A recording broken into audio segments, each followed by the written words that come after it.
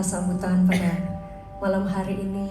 Selamat datang untuk semuanya yang hadir, baik secara online maupun onsite.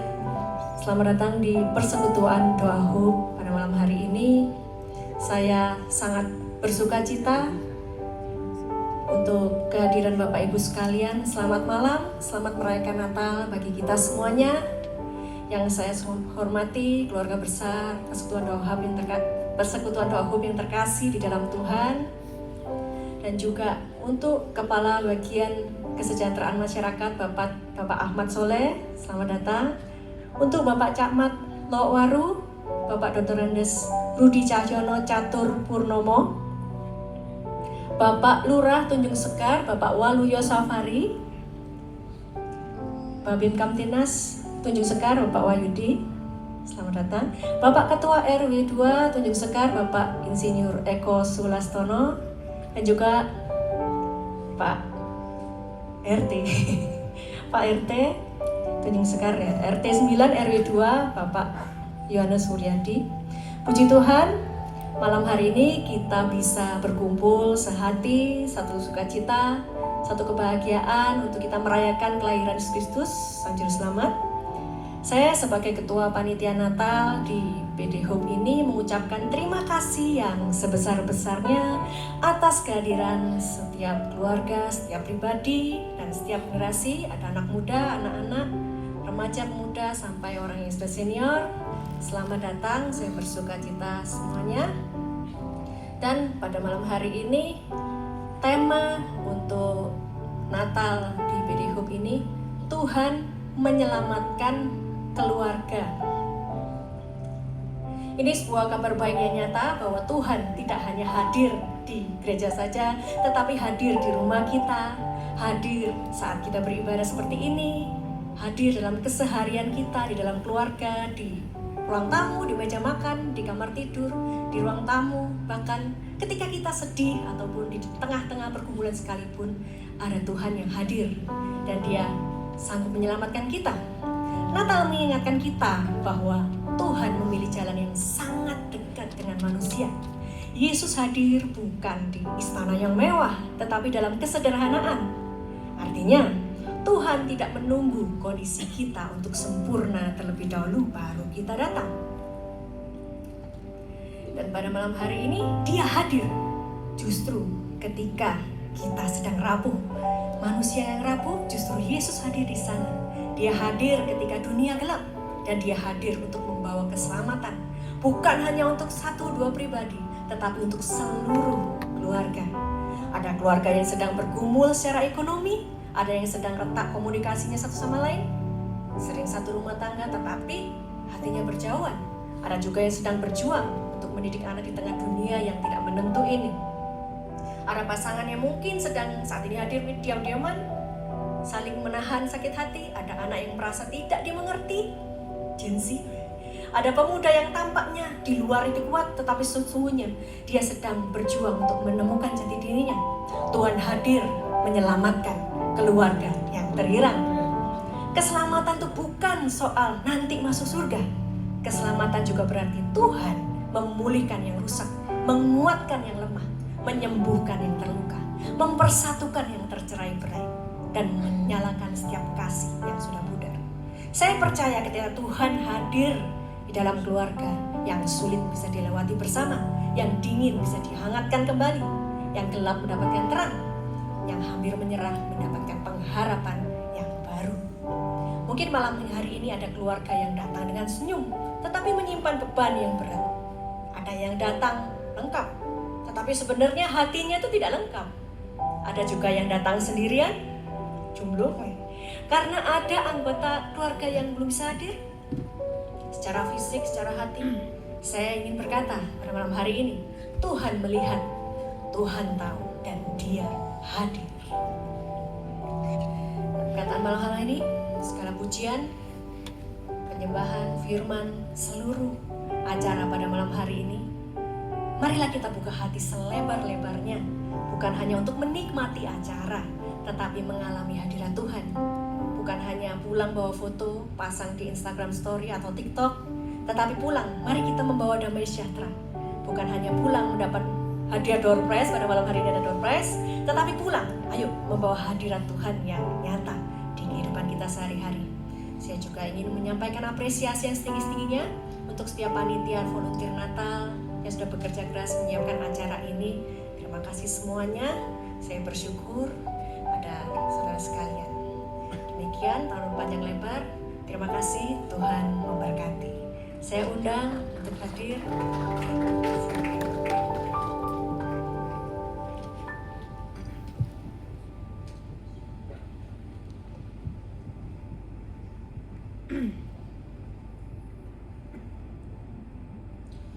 Assalamualaikum warahmatullahi wabarakatuh. Salam, salam sejahtera. Semoga kasih Tuhan menyertai kita semua. Yang kami hormati Pendeta Debbie Bashir dari Jakarta. Yang kami hormati Ketua Persekutuan Doa Hooks Ibu Felicia Chandrawati. Yang kami hormati Bapak Camat Waru, hadir Bapak, atau yang mewakili Bapak Lurah Tunjung Sekar, Babin Kantipmas Tunjung Sekar, Bapak Ketua RW Tunjung Sekar, Bapak Ketua RT 9 RW 2 Tunjung Sekar, Pak Yohanes. Pertama-tama saya menyampaikan permohonan maaf dari Bapak Wakil Wali Kota. Sampai jam 4 tadi beliau mengagendakan untuk bisa hadir. Jam 5 kurang seperempat saya ditelepon, diminta untuk mewakili beliau. Beliau menyampaikan permohonan maaf. Beliau juga menyampaikan salam hormat, salam hangat untuk jemaah Persekutuan Doa HB yang hadir pada malam hari ini. Semoga kedamaian, kesuksesan, dan kebahagiaan menyertai kita semua. Salam damai sejahtera bagi kita semua. Puji syukur kita panjatkan kehadirat Tuhan yang Maha Kasih, karena pada malam yang penuh rahmat ini kita dipertemukan dalam perayaan Natal, peristiwa iman yang mengajarkan kasih, kerendahan hati, dan pengharapan bagi seluruh umat manusia. Natal mengingatkan kita bahwa terang sejati tidak lahir dari kemegahan, melainkan dari kesederhanaan, dari palungan yang sunyi di Betlehem, lahir kasih yang menembus batas suku, golongan, dan zaman. Hadirin yang saya hormati, Persekutuan Doa HB adalah ruang doa tempat harapan dirawat dan iman diteguhkan di tengah dinamika kota yang terus bergerak. HB menjadi oase rohani, menghadirkan keteduhan, menguatkan yang lemah, serta menyalakan kepedulian sosial bagi sesama. Natal 2025 kita rayakan di tengah dunia yang masih mencari damai. Karena itu pesan Natal menjadi sangat relevan, bahwa damai bukan hanya sekedar kata, melainkan sikap hidup, bahwa kasih bukan hanya diucapkan, tetapi diwujudkan dalam pelayanan dan pengabdian. Sebagai pemerintah kota, kami percaya bahwa pembangunan sejati bukan hanya membangun jalan dan gedung semata, tetapi juga membangun jiwa dan nilai kemanusiaan. Ketika iman, kasih, dan harapan berjalan seiring, maka kota akan tumbuh bukan hanya maju, tetapi juga beradab dan bermartabat. Saya mengajak seluruh keluarga besar Persekutuan Doa HOPE untuk terus menjadi mitra strategis dalam merawat kerukunan, meneguhkan toleransi, dan menebarkan semangat persaudaraan di tengah keberagaman di Kota Malang ini. Mari kita jadikan Natal sebagai momentum memperbarui komitmen, melayani tanpa pamrih, mengasihi tanpa syarat, dan berharap tanpa putus. Akhir kata, atas nama pemerintah kota, saya mengucapkan selamat merayakan Natal 2025. Kiranya damai Kristus menaungi setiap keluarga dan harapan, dan surga menuntun langkah kita menuju kota yang rukun, kuat, penuh kasih. Tuhan memberkati kita semua. Salam. Selamat malam. Assalamualaikum warahmatullahi wabarakatuh. Waalaikumsalam.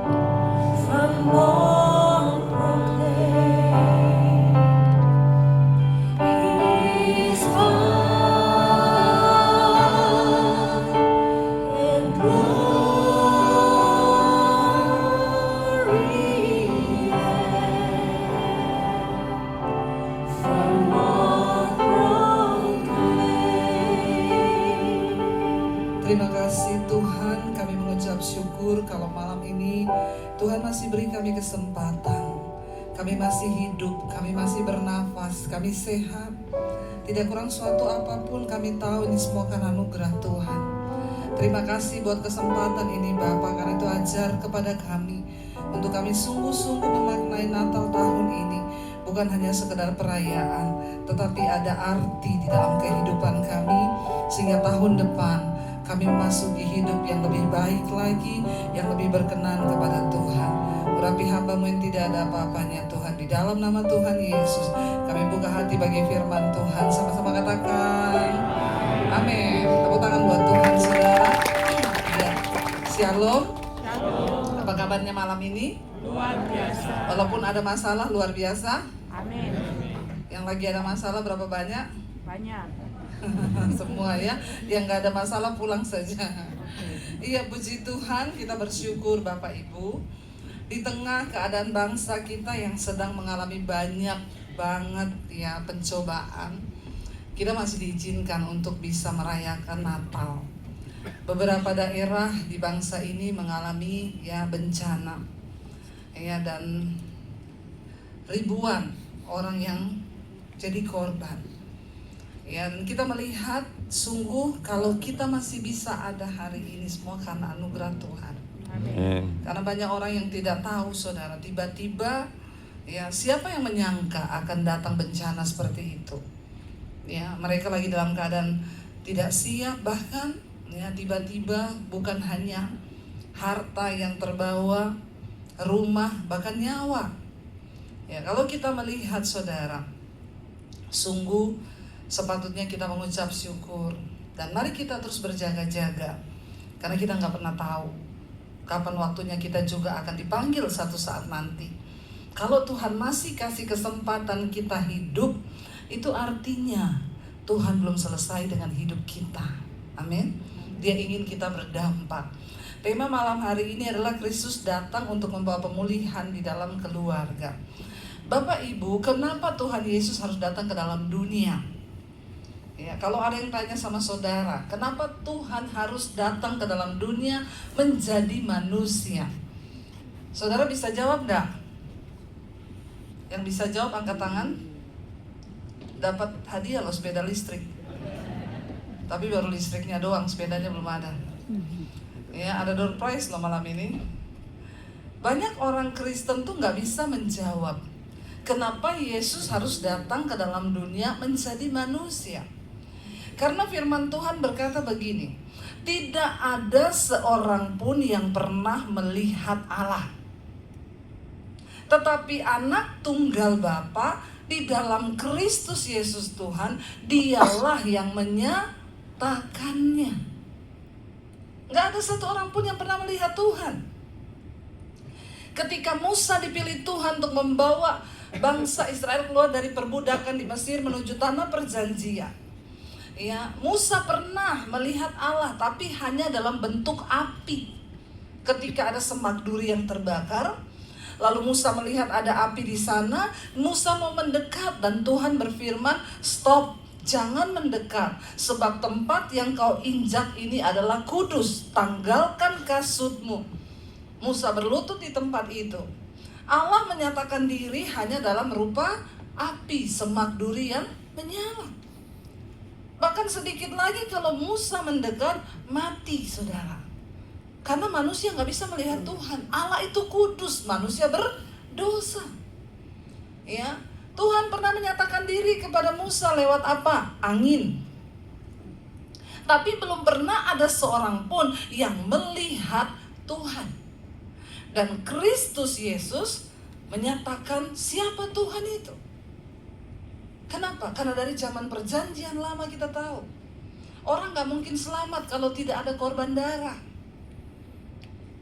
Kita harus menghadap Tuhan pakai korban darah, menyembelih anak kambing, domba, sapi untuk pengampunan dosa.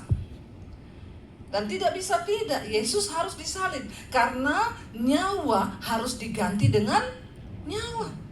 Manusia berdosa, kehilangan kemuliaan Allah. Kita semua harus mati. Tapi Tuhan Allah dalam rupa manusia harus turun untuk menunjukkan jalan yang benar kepada kita, supaya kita tahu, oh ini loh jalannya. Ya, karena itu setiap orang yang menerima Kristus Yesus Tuhan, dia diperdamaikan dengan Allah.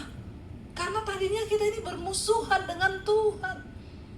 Dosa itu membuat manusia terpisah dari Tuhan. Karena upah dosa ialah maut. Tidak ada seorang pun bisa selamat kalau tanpa pengorbanan dari Kristus Yesus Tuhan. Makanya seharusnya orang kalau sudah terima Tuhan Yesus, hidupnya damai. Amin. Amin. Siapa yang tiap hari marah-marah di sini? Nggak ada. Nggak ngaku. Nggak ngaku iya, kalau nggak ada nggak mungkin. Kalau orang itu ya benar nggak ada yang ngaku, Pak. Kalau orang sudah hidup percaya Tuhan Yesus, menerima dia dalam hatinya, harusnya kita ini hidup damai. Tapi banyak hal yang bisa mencuri damai sejahtera. Yesus berkata begini, aku datang membawa damai. Damai yang aku tinggalkan padamu itu kekal, melampaui akal pikiran. Tapi kenapa bisa kehilangan damai kita ini? Ya, karena tertutup dengan perasaan, emosi. Iya nggak bapak-bapak? Baru bangun pagi udah damai, lihat istri jadi tidak damai. Ada di sini yang begini bapak-bapak? Nggak ada ya? Nggak ada yang ngaku lagi ya? Berani ngaku, istrinya di samping tuh. Pulang jadi rame di rumah. Ya, damai itu memang sulit untuk dijaga. Saya kemarin kan ulang tahun nih ya.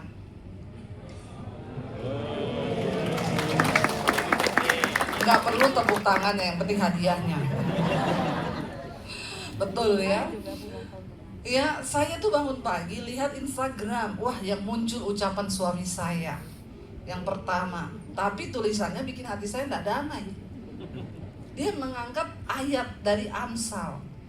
Dia angkat foto saya, dia tulis begini, banyak wanita telah berbuat baik, tapi engkau melebihi mereka semua. Selamat ulang tahun sayangku. Saya jadi mikir, saya bilang sama suami saya, kok banyak wanita? Selama ini saya pikir cuma saya. Siapa itu wanita-wanita semua? Terus suami saya bilang, ya kan itu ayat. Iya, tapi itu kan yang tulis Salomo, istrinya banyak. Kau itu Daniel, istrimu satu tok.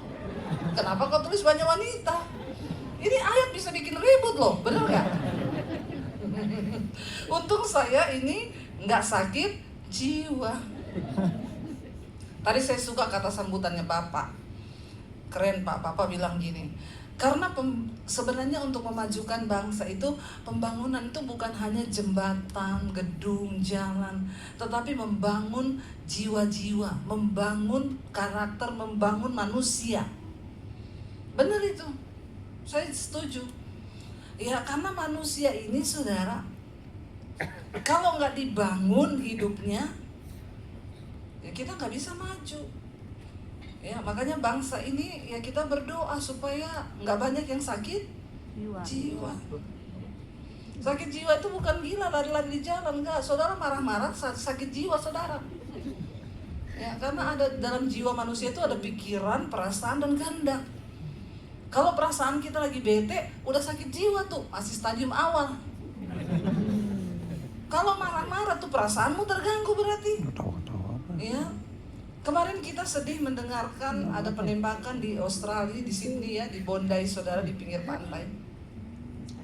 Pelakunya ayah dan anak.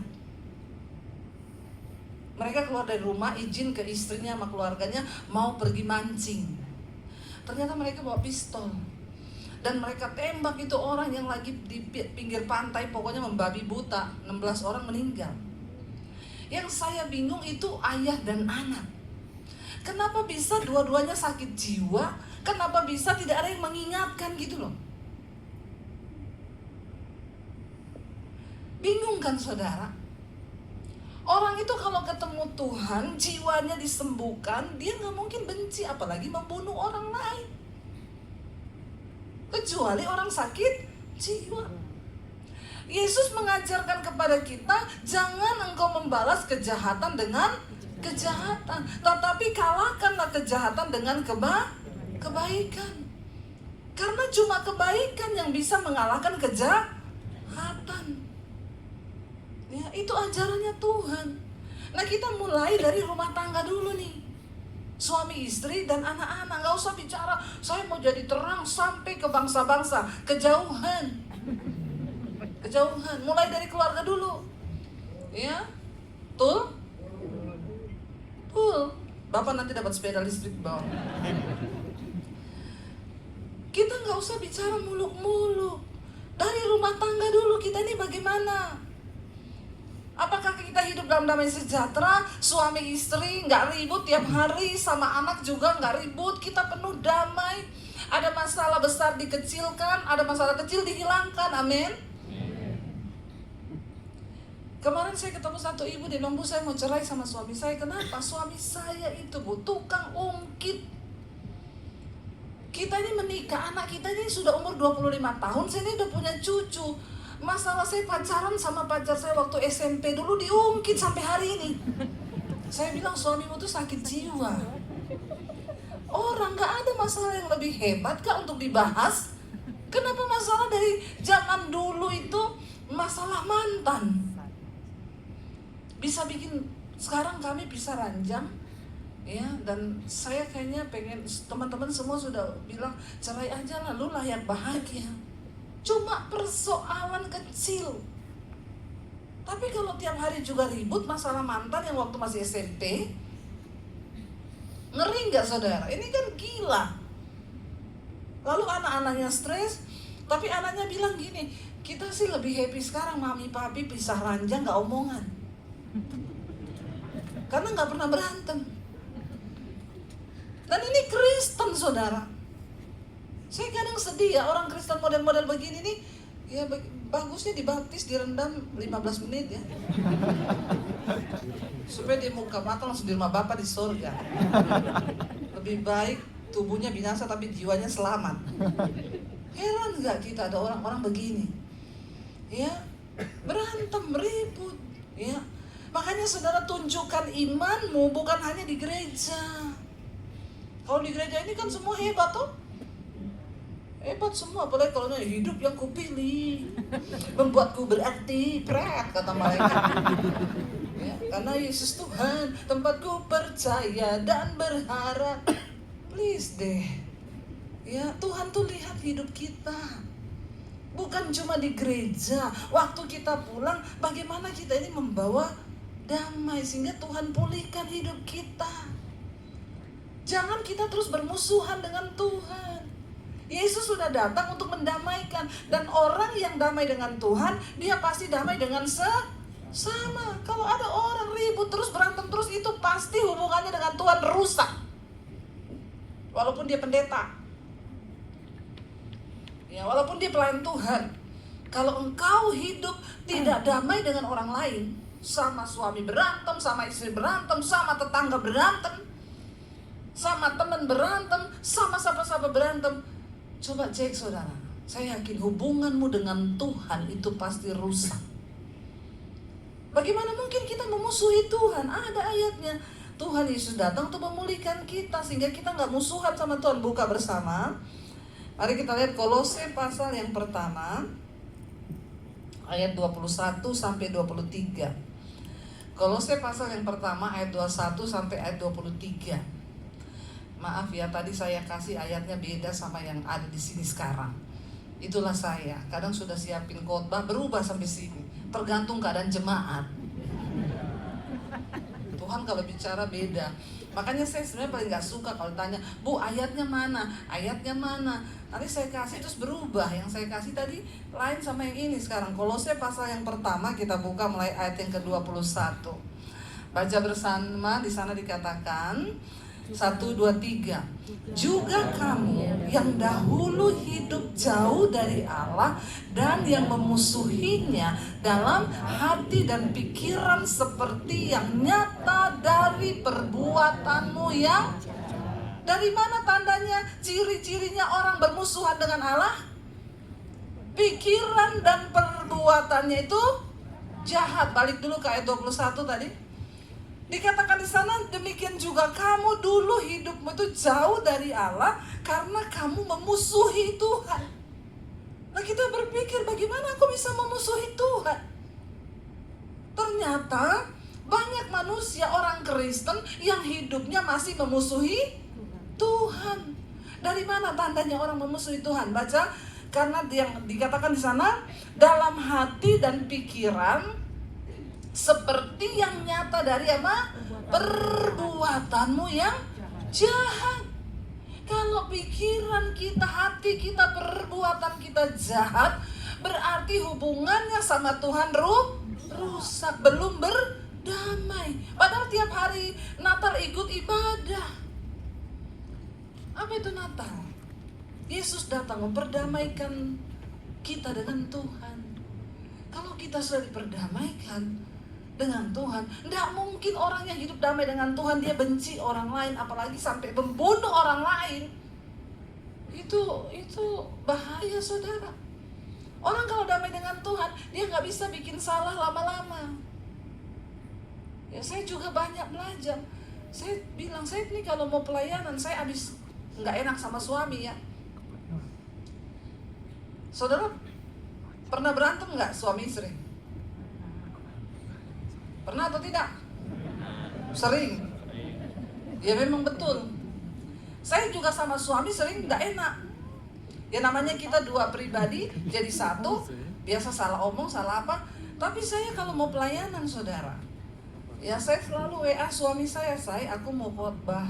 Sorry ya, tadi saya itu agak sedikit kasar. Sorry ya. Soalnya saya ini mau khotbah, saya pengen hidup saya kudus di hadapan Tuhan. Ya, ngapain saya khotbah kalau saya lagi sama suami nggak damai? Kami belajar saudara. Ya bukan ribut, salah paham bisa.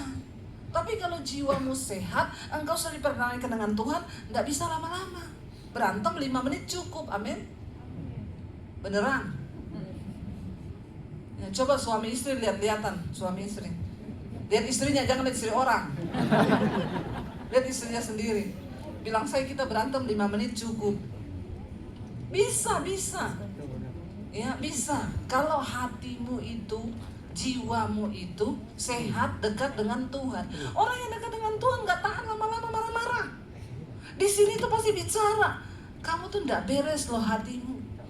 Kamu jengkel suamimu, kamu jengkel istrimu, kamu marah anakmu, nggak bener loh kamu. Ada alarm, ya. Karena Alkitab berkata, roh manusia itu pelita Tuhan. Roh yang tinggal dalam kita ini pelita Tuhan. Kalau ada yang salah, roh itu kasih alarm. Ya, kalau ada orang yang selingkuh, berzina, di Malang ini ada nggak orang selingkuh? Insya Allah nggak ada yang selingkuh, nggak ada yang ngaku. Ya, selingkuh itu sekarang bukan cuma di kalangan artis, dari kalangan atas sampai kalangan bawah. Selingkuh, selingan indah, keluarga utuh. Siapa bilang selingkuh keluarga utuh? Sekarang banyak perceraian. Ya, perceraian terjadi di mana-mana. Kenapa bisa terjadi? Karena orang kehilangan damai, nggak ada kasih di hatinya, nggak dekat dengan Tuhan. Kalau kita dekat dengan Tuhan, sudah rumah tangga kita makin hari itu makin manis, amin. Ya. Ada pernah suami istri itu bilang sama saya, Bu, kami ini nggak pernah berantem loh suami istri. Oh iya, luar biasa, apa rahasianya? Karena kami nggak pernah ngomong. Bener juga. Orang nggak pernah ngomong, gimana berantemnya ya? Ngomong aja nggak pernah. Saudara, kita berdoa, kalau jiwa kita sehat, kita taklukkan diri kita kepada firman Tuhan. Alkitab bilang, Yesus berkata, orang yang marah itu tidak berkenan di hadapan Tuhan. Kalau lagi marah terus dijemput malaikat maut, ya, masuk mana itu? Nggak berkenan kan sama Tuhan. Mari kita semakin menjaga hidup. Lalu dikatakan tadi ayat yang berikutnya, ayat yang ke-22, coba kita baca lanjut. Sekarang kita sudah apa? Diperdamaikannya di dalam tubuh jasmani Kristus oleh kematiannya. Untuk apa? Menempatkan kamu kudus dan tak bercela dan tak bercacat di hadapan Tuhan. Kita yang dulu jauh dari Allah, memusuhinya dari perbuatan, pikiran, hati kita yang jahat. Sekarang kita ini sudah diperdamaikan lewat kedatangan Kristus. Dia mati, darahnya tercurah, dosa kita diampuni, dan kita bisa dekat dengan Tuhan. Kita menjadi kudus, dikuduskan Kristus, supaya hidup kita ini tidak bercela, tidak bercacat di hadapan Tuhan. Karena itu dikatakan ayat yang berikutnya, sebab itu baca, kamu harus bertekun dalam iman, tetap teguh dan tidak bergoncang, dan jangan mau digeser dari pengharapan Injil yang telah kamu dengar dan yang telah dikabarkan di seluruh alam di bawah langit, dan yang aku ini Paulus telah menjadi pelayannya. Satu hal yang harus kita pertahankan, saudara, ya, jangan bergeser dari firman Tuhan. Apapun keadaanmu, pegang firman. Karena ketika Yesus datang, bahkan Yesus tidak tanya loh, kau dari gereja mana? Ketika Yesus datang, dia nggak bilang begini, yang Katolik sebelah kanan, yang GBI di sini, yang apa lagi, gereja HKBP di tengah, nggak ada. Waktu Tuhan datang, dia cuma tanya begini, mana hai kamu yang melakukan kehendakku, yang melakukan firman Tuhan. Itu aja yang Tuhan cari. Dia gak cari mana pendeta hebat, mana orang yang punya karunia, mana yang punya deposit gede di bank, baris di sini. Gak ada di hadapan Tuhan. Mau kau kaya, mau kau miskin, sama di hadapan Tuhan. Ya, gak ada orang kaya terus dapat jalan VVIP. Ya, nggak ada. Kita semua akan berdiri di hadapan tahta penghakiman Kristus suatu saat nanti. Yang dia cari cuma satu, apakah engkau selama hidupmu tidak bergeser dari firman Tuhan? Walaupun perasaanmu pengen benci, pengen marah, pengen bercerai, tapi firman Tuhan bilang jangan bercerai dan kau tetap bertahan. Amin, saudara. Ketika Yesus berkata, jangan kepahitan, jangan marah, lepaskan pengampunan, dan kau lepaskan pengampunan. Ketika Tuhan berkata, jangan bersinah, jangan melakukan hal yang najis. Ya, lalu kau itu belajar hidup dalam kekudusan. Ya, itu namanya kita tidak bergeser dari iman kita kepada Tuhan. Ya, sekarang ini banyak perceraian menyedihkan saudara terjadi. Ya, soalnya banyak juga perempuan ini, perempuan ditanyain ani-ani, no, simpanan, yes, bertobat. Ya, orang kepengen cari yang gampang, cari suami orang yang sudah mapan, berkepribadian, rumah pribadi, mobil pribadi, deposit pribadi. Ya, hati-hati saudara. Kita ini perlu menjaga keutuhan dalam rumah tangga. Ya, bapak-bapak pegang firman Tuhan, amin. Ibu-ibu pegang firman Tuhan, sekalipun godaannya banyak, tapi kita mau tetap pegang firman Tuhan. Satu saat ada ibu-ibu yang bersaksi sama saya, dia bilang begini, Bu Debbie, terima kasih ya. Saya waktu itu udah tinggalin suami saya, Bu. Dari Jakarta saya pergi ke Bali, saya nggak pulang. Karena saya sudah benci sama suami saya mau menceraikan suami saya.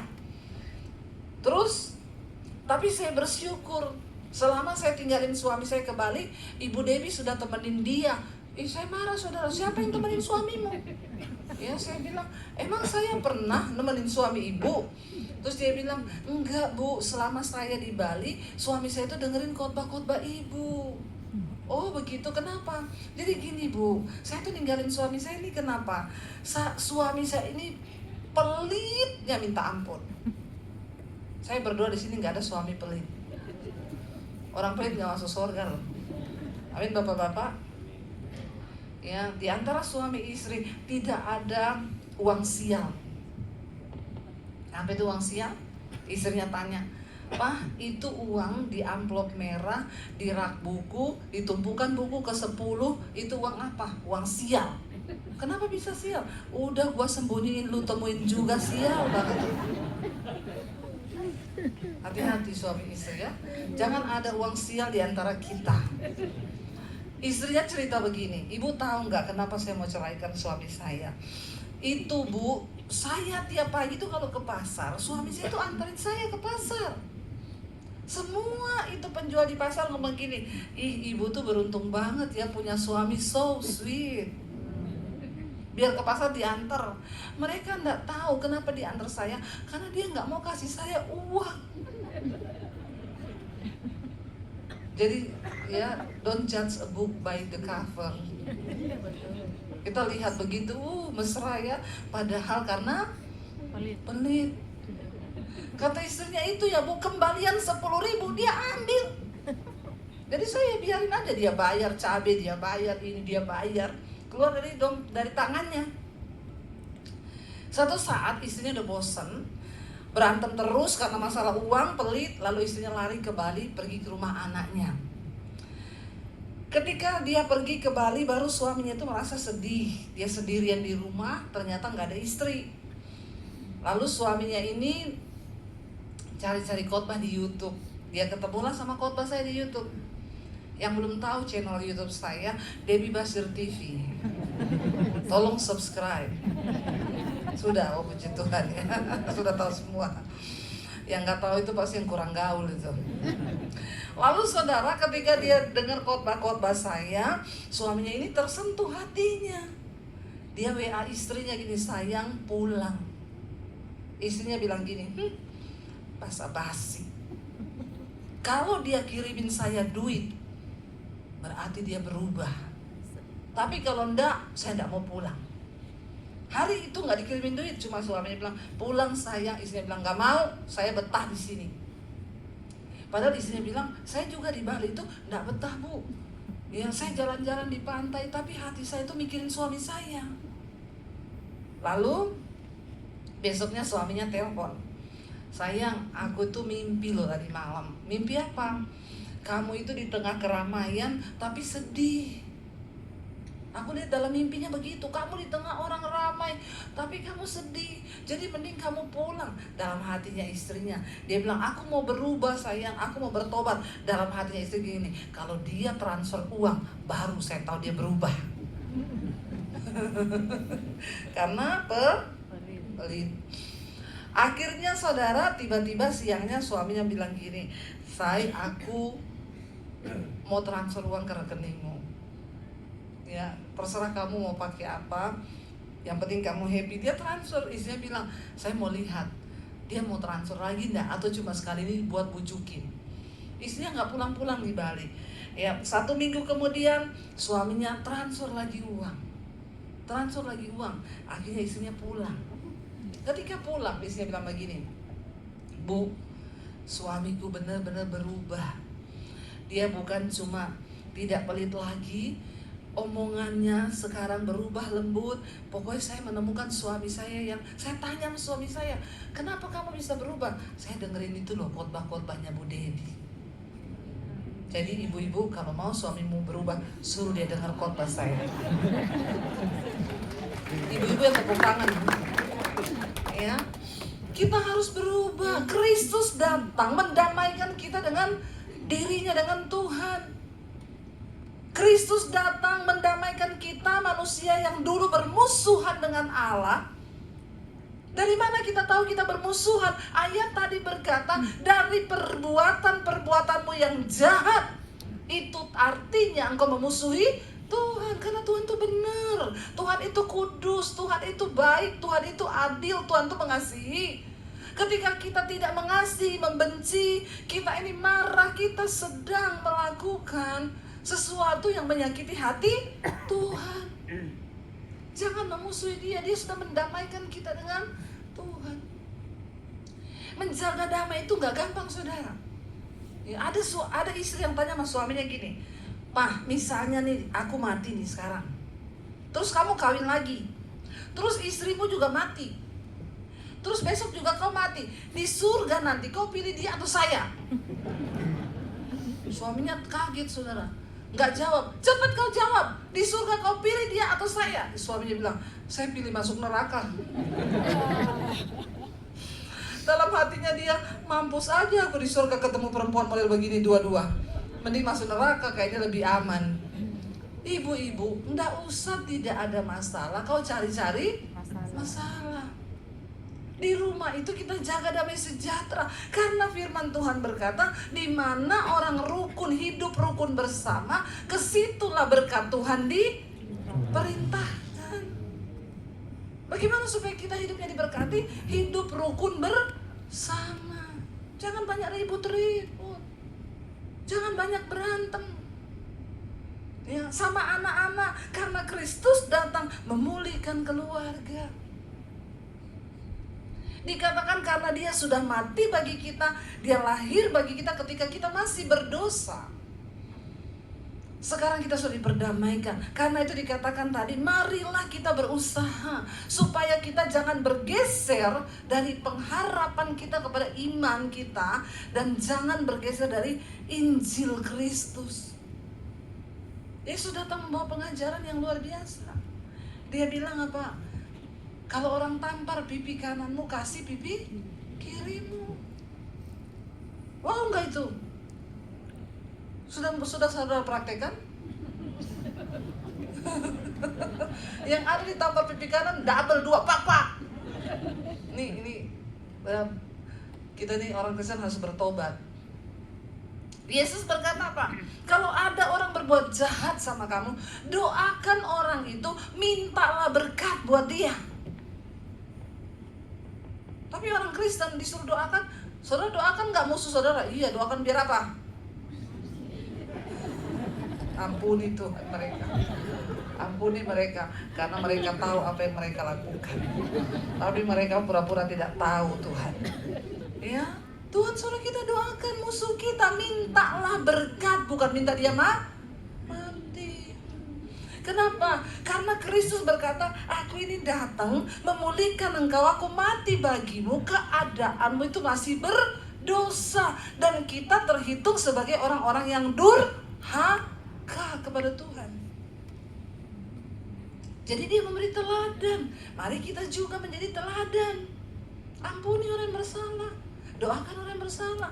Kalau mertuamu jahat, kirimi durian, amin. Musangking itu. Malah kenapa ketawa, belum dipraktekin. Mertuamu jahat, kasih duit, amin. Bener. Menantumu jahat, kasih sesuatu yang dia senang. Ya, saya mempraktekkan itu dalam hidup saya, saudara. Waktu ipar saya jahat, saya masak enak, saya kasihkan dia. Apa yang saya punya saya kasihkan. Tapi nggak saya kasih sianida. Ya, benar. Kenapa kita harus mengampuni? Benar. Waktu engkau mengampuni orang yang bersalah padamu, itu adalah penawar racun kepahitan supaya hidupmu berbahagia. Amin.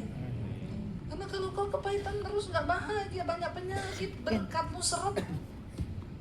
Makanya banyak orang Kristen nggak diberkati Tuhan karena nggak mau nurut sama firman. Ya, sama suami ribut boleh, 5 menit cukup, amin. Itu Natal. Apa itu Natal? Damai sejahtera yang datang ke dalam dunia. Hari-hari ini menjaga damai itu sulit, gampang hilang damai. Tapi ketika ada Kristus, ya, mari kita sungguh-sungguh. Saya lihat berita kemarin, saudara. Ada anak yang bunuh ibunya. Kelas 1 SMP umur 12 tahun. Anak perempuan. Dia bunuh mamanya. Coba saudara lihat apa yang terjadi hari-hari ini. Kalau sampai ini terjadi, sangat-sangat menyedihkan, saudara. Ya, bayangkan loh, anak kelas 1 SMP umur 12 tahun. Dia bunuh mamanya pakai pisau. Ngeri ini sekarang dunia sudah. Kenapa? Orang kehilangan damai. Anak sekarang ditegur dikit, kepahitan, marah, kecewa.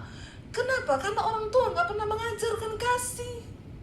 Orang tua gak jadi contoh. Kalau berantem depan anak, maki-makian, tunjuk-tunjukkan, pukul-pukulan, bagaimana anak bisa mendapatkan impartasi? Yesus berkata kita ini adalah suratan Kristus yang terbuka, yang dapat dibaca oleh semua orang, amin. Mulai dari keluarga aja, dari rumah tangga, gak usah muluk-muluk. Satu kali saya isi pelayanan Natal di Bekasi. Itu judul temanya itu ini Natal Wanita, dihadiri hampir 700 orang. Judulnya begini, menjadi berkat sampai ke bangsa-bangsa. Saya baca tema ini tema susah amat ya. Jadi jauh amat mau jadi berkat sampai ke bangsa-bangsa nih ibu-ibu. Begitu udah mulai khotbah, saya bilang, saudara, sebelum saya khotbahkan tema ini, saya mau tanya dulu ibu-ibu di sini, yang tiap pagi bangun bikinin suamimu sarapan berapa banyak? Hampir 700 wanita itu. Yang angkat tangan cuma berapa ekor? Padahal itu ratusan orang. Terus saya bilang gini, kalau gitu saya ganti temanya. Tidak usah kau jadi berkat sampai ke bangsa-bangsa. Jadi berkat dulu di rumah sendiri, bagi suami sendiri, bagi keluarga sendiri dulu, amin. Nggak usah pergi ke Bangkok, ke Amerika, ke sana mau jadi berkat, ngapain? Orang di rumahmu aja kau nggak jadi berkat. Saya mau tanya ibu-ibu di sini yang masih layani suaminya, siapin makan, taruh di meja, masakin suaminya siapa? Berapa banyak? Angkat tangan. Ampuni mereka Tuhan. Ini tanda-tanda akhir zaman ini. Sampai detik ini saya layani suami saya. Biar saya ngantuknya kayak apa? Dia bilang, saya mau makan, bikinin telur dadar. Saya turun dari tempat tidur, saya bikinin telur dadar. Saya temenin dia di meja makan walaupun saya nggak makan. Saya ambilin nasi dari tangan saya sendiri. Saya bukan cuma berkhotbah, saya melakukan firman Tuhan. Buat apa saya khotbah kalau saya nggak menjadi pelaku firman? Saya pembohong di hadapan Tuhan. Ayo kita belajar, saudara. Ya, ayo kita mulai dari keluarga kita dulu. Nggak usah bicara yang jauh. Biar Tuhan hadir dalam keluarga kita, biar Tuhan hadir di hati kita. Yesus lahir di kandang yang hina. Dia Tuhan, saudara. Dia nggak pilih hotel mewah. Dia lahir di kandang. Kenapa? Dia datang buat orang-orang yang rendah, yang tidak dianggap. Para gembala. Kenapa? Para gembala itu bukan pemilik peternakan loh. Mereka hanya orang upahan yang dibayar untuk jaga kawanan domba. Karena zaman dulu orang harus pergi ke bait suci untuk mempersembahkan korban. Domba itu mahal harganya. Mereka orang upahan. Dan konon pada zaman itu, para gembala itu UMR yang paling rendah. Yesus datang kepada mereka. Gak peduli statusmu apa, gak peduli sehina apa. Waktu kita membuka hati dan menjadikan Tuhan sebagai Tuhan dalam hidup kita, rumah tangga kita, keluarga kita, maka Dia sanggup memulihkan saudara. Amin. Dia sanggup pulihkan, tidak ada yang mustahil. Ayo Bapak Ibu, generasi sekarang banyak yang hancur. Mereka kehilangan teladan. Karena teladan hidup berbicara lebih keras daripada perkataan. Percuma engkau tegur anakmu kalau kau gak jadi teladan. Ada bapak yang tegur anaknya begini sambil merokok. Dia bilang, gak boleh kau merokok. Rokok itu gak bagus loh. Syaiton ini. Kau tegur anakmu gak boleh merokok, tapi kau beri dia contoh merokok. Kau pengen anakmu rumah tangganya bahagia, tapi kau tidak menjadi suami yang menyayangi istrimu, yang menghargai istrimu. Contoh apa yang kita berikan? Kita nggak perlu berbicara, berteori. Kehidupan kita akan menjadi contoh. Kenapa saudara generasi makin hancur? Karena orang tua tidak bisa menjadi teladan. Generasi ini membutuhkan role mode yang mereka bisa tiru. Dan Tuhan mau kita yuk di Natal ini, mari kita sama-sama. Cuma satu kuncinya, bilang Tuhan, kami mau jadikan hidup kami ini sebagai rumah baikmu. Saya undang para imam musik maju ke depan. Kita mau buka hati dan kita bilang, Tuhan, biar hati kami, hidup kami menjadi rumah bagi Tuhan. Karena waktu Tuhan tinggal, Dia tidak lahir lagi di kandang, tapi Dia mau lahir di hati kita malam ini. Jadikan Natal kali ini menjadi Natal yang merubahkan hidup kita. Saudara, kita sudah ada di penghujung tahun 2025. Tuhan kasih kita kesempatan. Kenapa kita belum mati? Karena Tuhan belum selesai dengan hidup kita, amin. Kenapa kita masih hidup? Karena Tuhan pengen kita berubah. Dia pengen kita masuki tahun 2026 dengan hidup yang baru, dengan hati yang baru, dengan pengharapan yang baru. Kita bangkit berdiri bersama di hadapan Tuhan.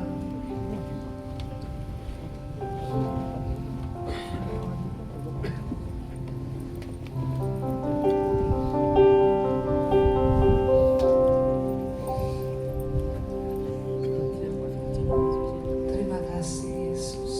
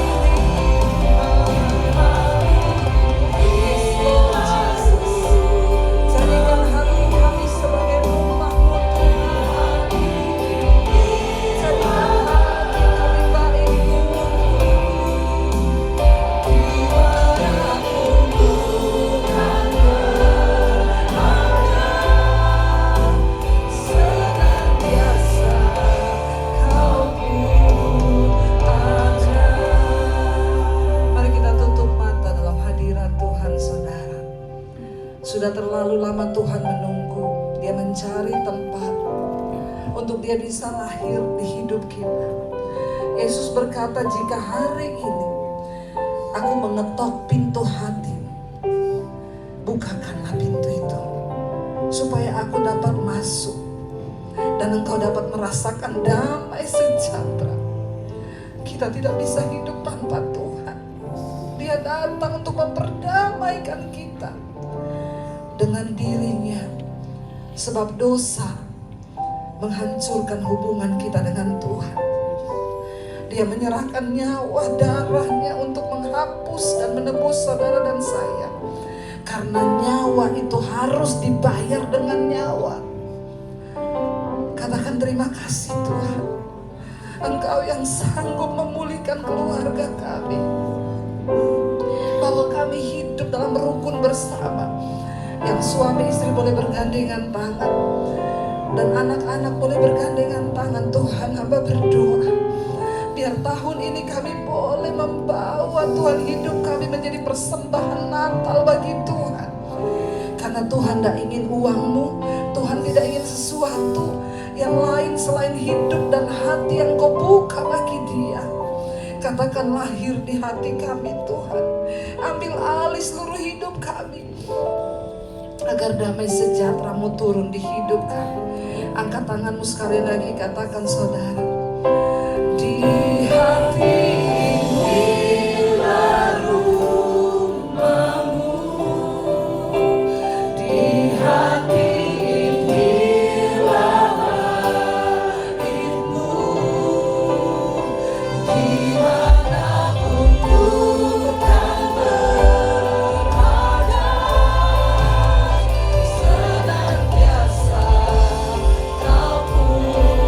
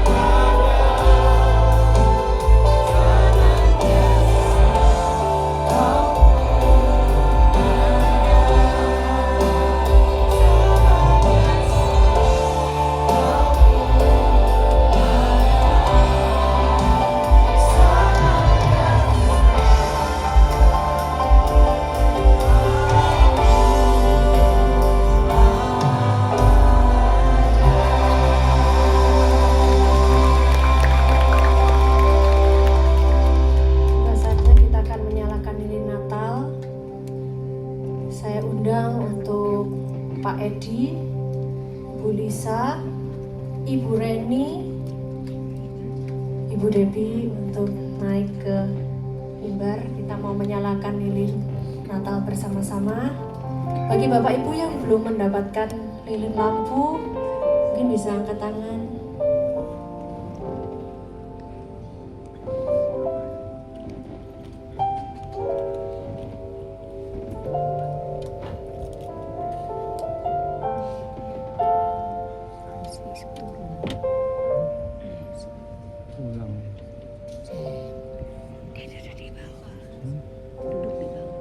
Kristus hadir di tengah-tengah kita untuk memberikan terang pemulihan buat kita semua.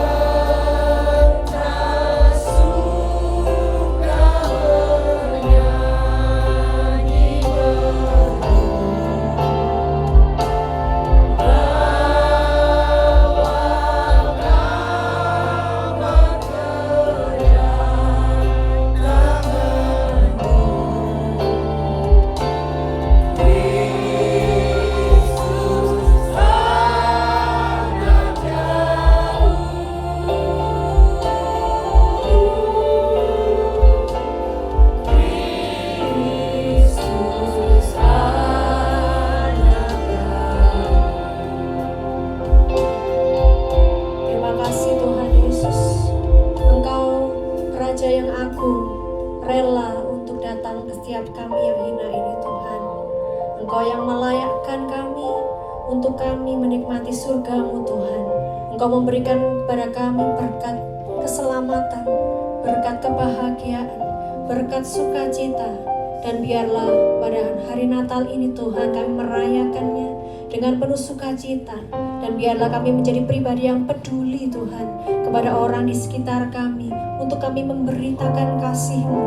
Biarlah kami menjadi terang dimanapun berada, kami menjadi garam dan terang dunia, karena Engkau sudah hadir buat setiap kami. Terima kasih Tuhan Yesus, terima kasih untuk kehadiran-Mu di tengah-tengah kami. Haleluya. Amin. Silakan duduk semuanya. Tuhan Yesus memberkati.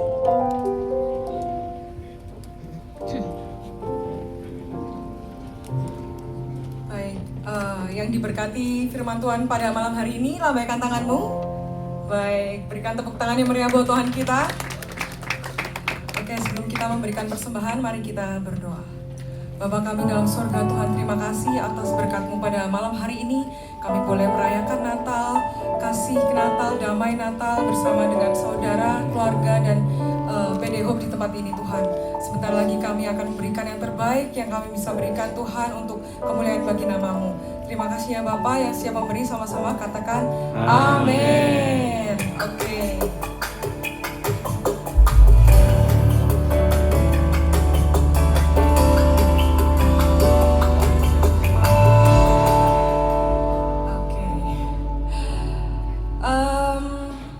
Ada beberapa tambahan pengumuman. Yang pertama, bagi saudara yang rindu untuk berdoa bersama, setiap hari Jumat ada kubu doa dimulai pukul 18.15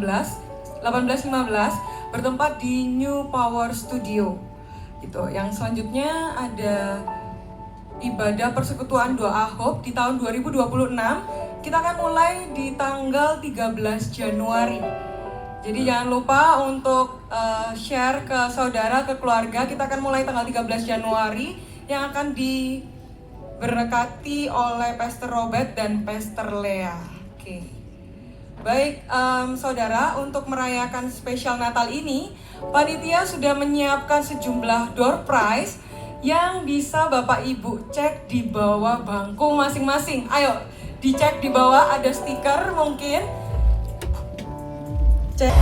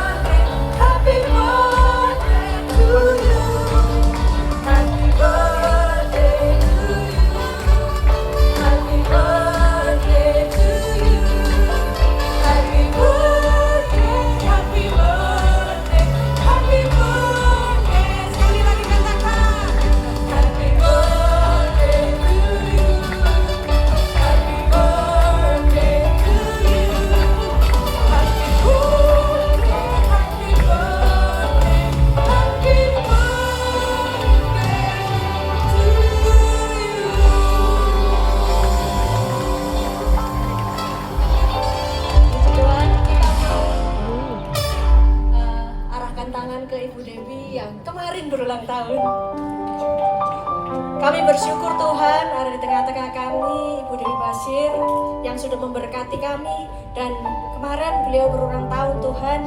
Kami percaya Engkau sudah mengurapi Ibu Dewi sekeluarga, memberkati dengan berkelimpahan.